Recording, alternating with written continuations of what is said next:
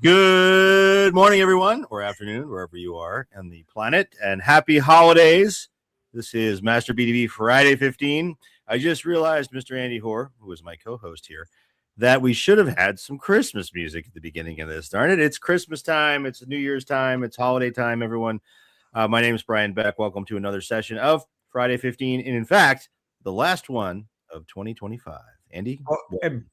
Brian, equally important, the college football playoff starts tonight. Oh, it does tonight. Yeah. Oklahoma versus Alabama. This might be the best game so far. Neither one of our teams are in any of this stuff. So, dude, we're so far from the playoff. I mean, my goodness, we didn't even get to a bowl game. I think at least Northwestern got to a bowl game. I don't even know. I'm sure they did. I'm sure they must have. Anyhow, folks, we got an exciting Friday 15 today for you because we're going to recap some of the best things that happened, top stories of 2025. But before we do that, we need some breaking news. Last time I do that this year. It's fun and exciting. Andy, did you see this? Nike eliminates their CTO and CO. So Chief Commercial Officer, Chief Technology Officer. Nike made a bold move, and the implications go far beyond a shuffle at the top. The company cut two cornerstone C-suite roles and installed a new operating model, signaling a deeper strategic reset.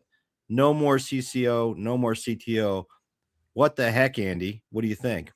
Well, the interesting part about this is a B2C story, although Nike does a lot of B2B as well, not to be underestimated, but I think this is perhaps an omen in a way. It's a sign of things to come because Nike basically declared that technology is no longer a separate thing. It's now embedded in lots of different parts of the organization. Now, it's easy to do that when you're not a technology company per se, and that's what they've kind of admitted. They're a consumer packaged goods company that sells clothing and shoes, etc. Right. But a couple of years ago, they were talking about how they were a technology company. This might be a bit of an admission that they use technology, but they aren't a technology company. And this might be interesting for other B2B companies to take a look at, especially in the age of AI. We've often said AI, as with digital, needs to be distributed across the organization. I think Nike actually decided to do that. We'll see if it works for them. There's a whole bunch of stories behind this, but that's what I find fascinating about this story is that they've decided to decentralize the technology function. Well, the other interesting thing about Nike is they have set the precedent for B2B and really even for B2C. I mean, the amount of sort of direct e-commerce taking control of these channels, really embracing, really leaning on the fact that they make a great product, and as a manufacturer, and understanding they don't, the channel is just a channel to the end customer, and they want to be the best they can be in every channel, including their own direct e-commerce. This is something that a lot of manufacturers in B2B haven't even. We have these conversations. We're issuing some thought leadership on this early in the year. We're talking about direct e-commerce for manufacturers and should they do it or not. And this is still a debate. Well, Nike sets the precedent. And is this another area where they're setting a precedent? And we'll find out as we get into the new year. There is one other side story here, which might be trying to be even more interesting in the end, is that not only did Nike do this, but they got rid of this chief commercial officer, and now the Nike.com, so the digital and the sales team both report to, you ready for this? The CFO. Now, that might have been one of those musical chairs thing, and the last person sitting was the CFO, and this person got that stuff. Right. But it could also point to that now they're applying a higher level of scrutiny on the ROI front to this stuff, especially digital, because I think there's a sense that a lot of companies overspend on digital, which again, what's overspending? But it feels like they brought the CFO in to say, okay, now I want to see a payback. Interesting. So we're looking into the future, folks. Just watch Nike. I love it. No, it's great. It's really interesting. And I love watching B2C companies, particularly on the manufacturing side and what they're doing. Because again, lots of precedent there for where B2B is going in many ways. So, all right, we got to get to our topic today, which is the biggest stories of 2025. What are they, Andy?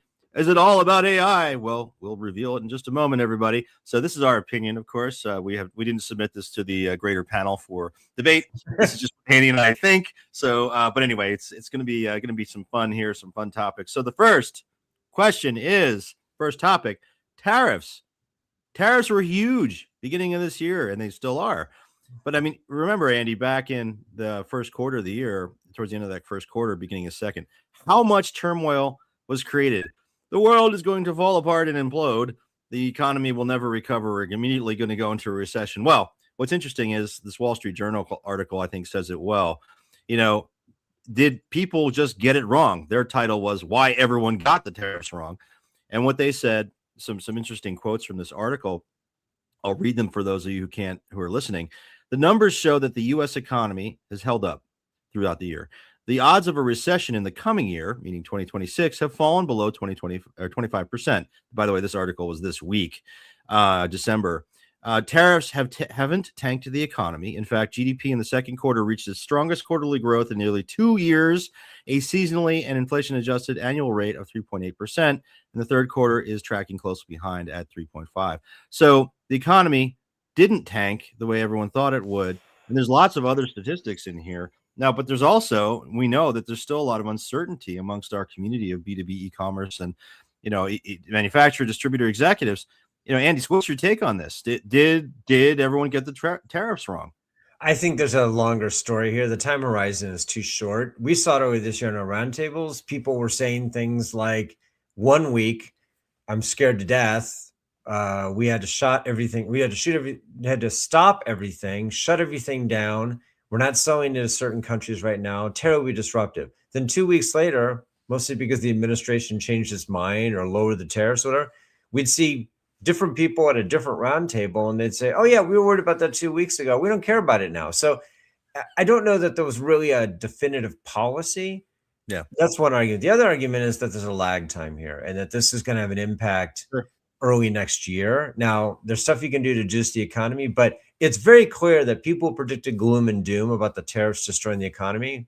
Whatever you think about whatever, that didn't happen actually.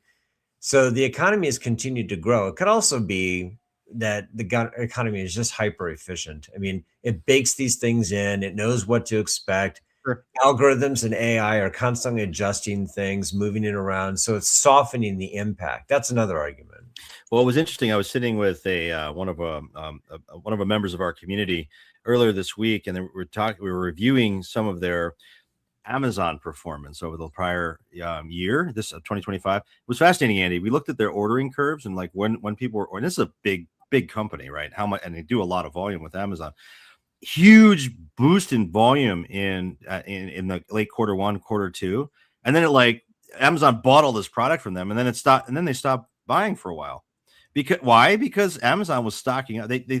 We think they were seeing all this tariff uncertainty. They were just going to buy all this product. So that's exactly what happened. There's real implications for manufacturers in particular for this kind of thing. They brought the demand forward. So they pre-bought a bunch of stuff knowing this. And then maybe efficiency took over and they found a way to get rid of it. Or maybe there's inventory that's built up. Who knows? But again, that's what I mean by people are looking for incentives and they do what makes sense to them. Well, I think so. The clear thing here, though, is this was and will continue to be one of the top stories of our time.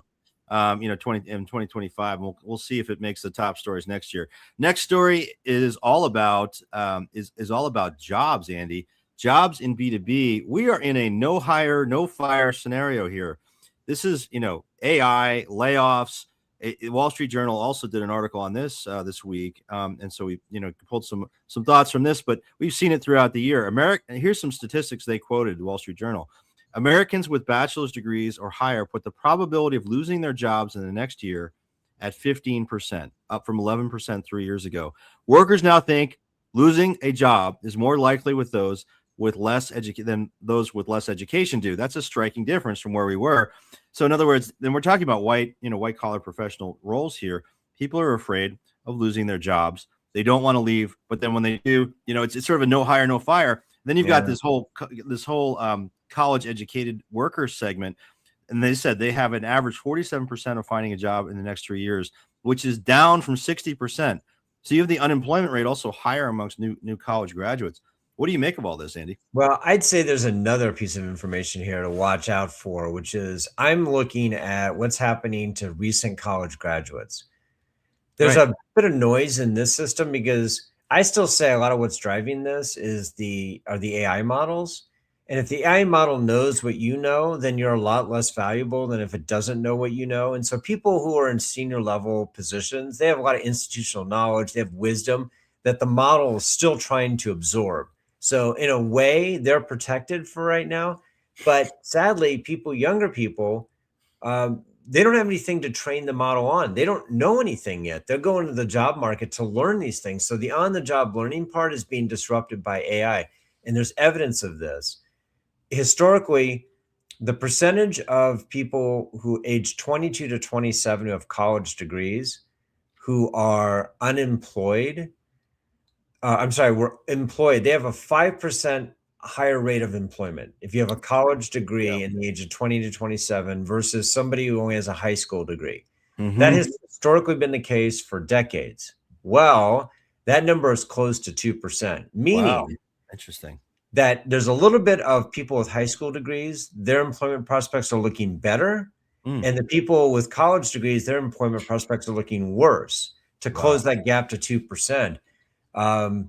We see this. We see this in B2B. They're constantly trying to find electricians and plumbers. They're looking for people to do this, hence the bump for high school graduates.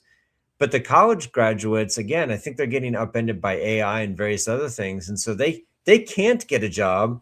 And yet the people with high school degrees trying to do more kind of blue collar work, companies can't find those people. It's amazing.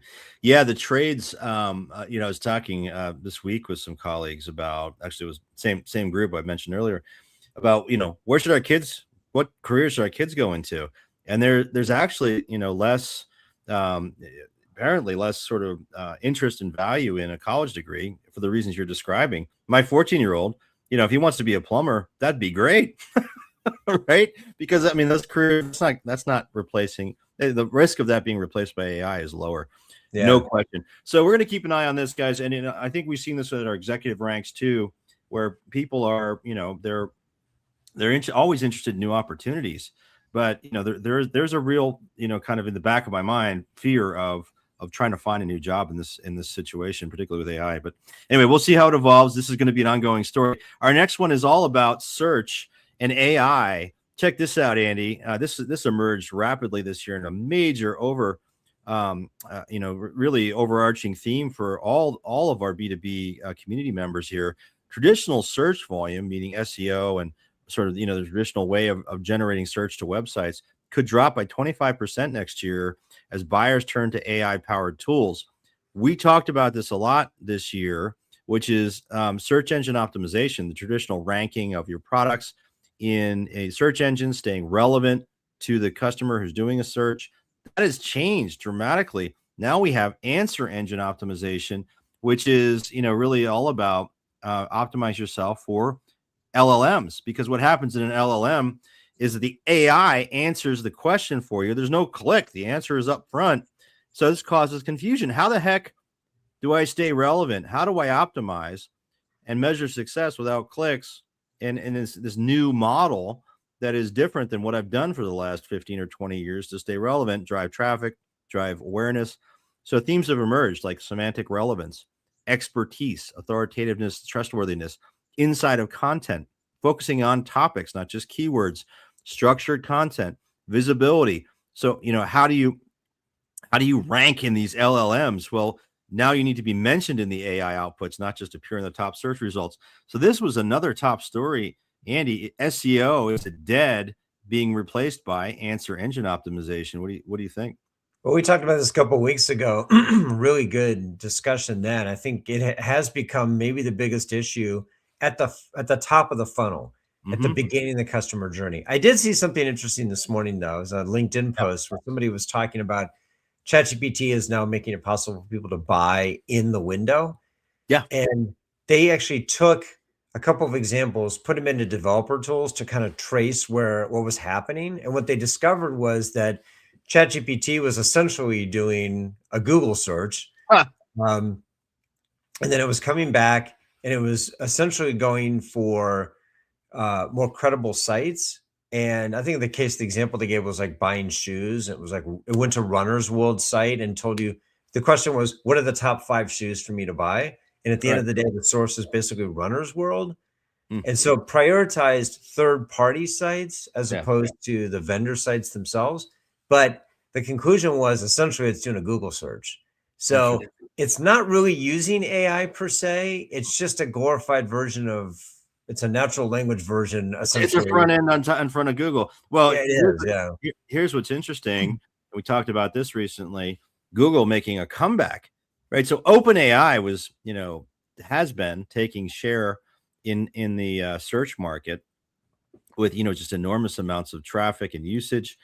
And as we heard from Nostradamus himself on our predictions webcast, Justin Rinaldi, he said Google finally has an actual competitor in OpenAI. But look at this statistic we're showing here on the screen for those of you who can see it. Google is taking back share now from OpenAI, right? What's happening, Andy? Well, we talked about this one too. This is a manifestation of the very issue. People want zero-click search. They want answers. I mean, you and I have joked about this.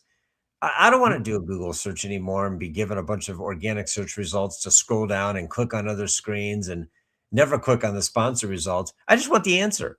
And so if I just get the answer, then how does Google make money? And that's the big question. Now, Google has the capability.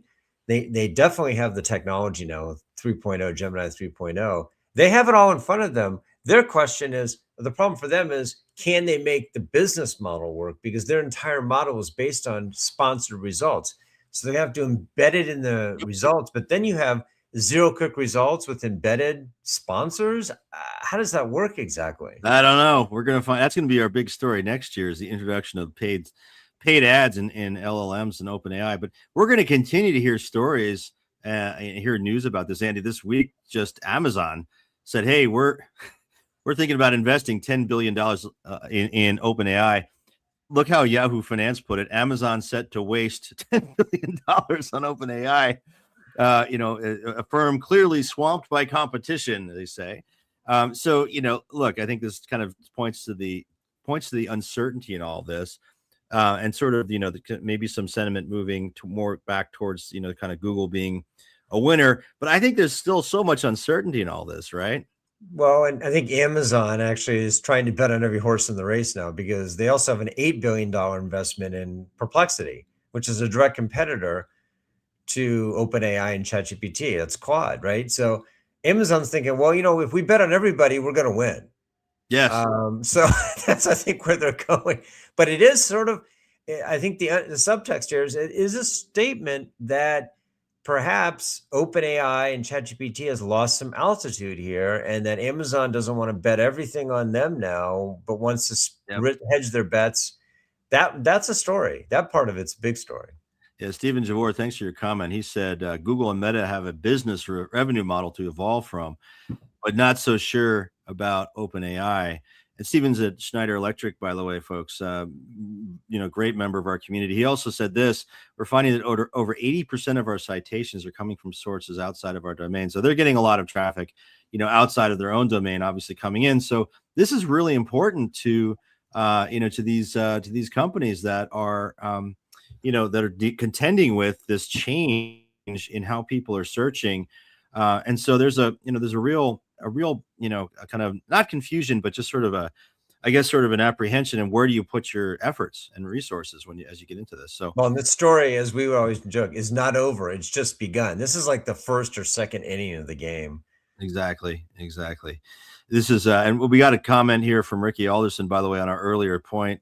Thank you, Ricky, for this. She says, fear the unknown, tariffs changing from morning to noon, and it will impact longitudinally. I can't even say that word. But, these stories are just so, they resonate across. And we picked 3 here because we think these are some of the 3 most important. But there's so much more that happened this year. And, we encourage you guys to take a look back at our podcast throughout the year here. And check it out. But we've got to wrap up our last podcast of the year for time's sake here, Andy.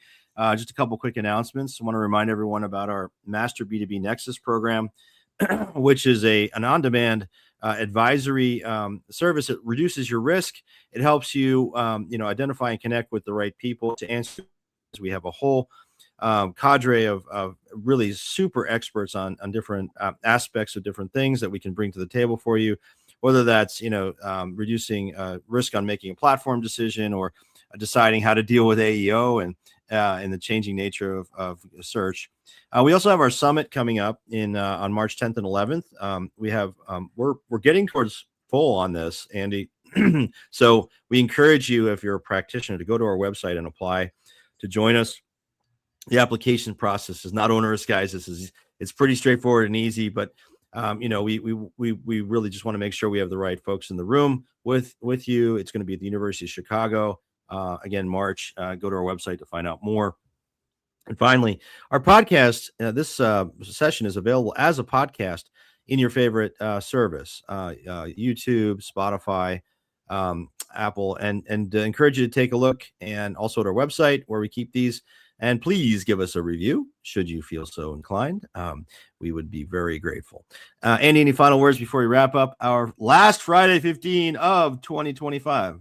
No, I can't wait for 2026. 2025 was an interesting year. There's no reason to believe 2026 won't be just as interesting or more interesting. So we'll be back in a couple of weeks. Yeah, it's going to be fascinating. We'll see you all in January. Happy holidays. Just imagine this is Christmas music or holiday music, guys. Enjoy your year. Happy New Year.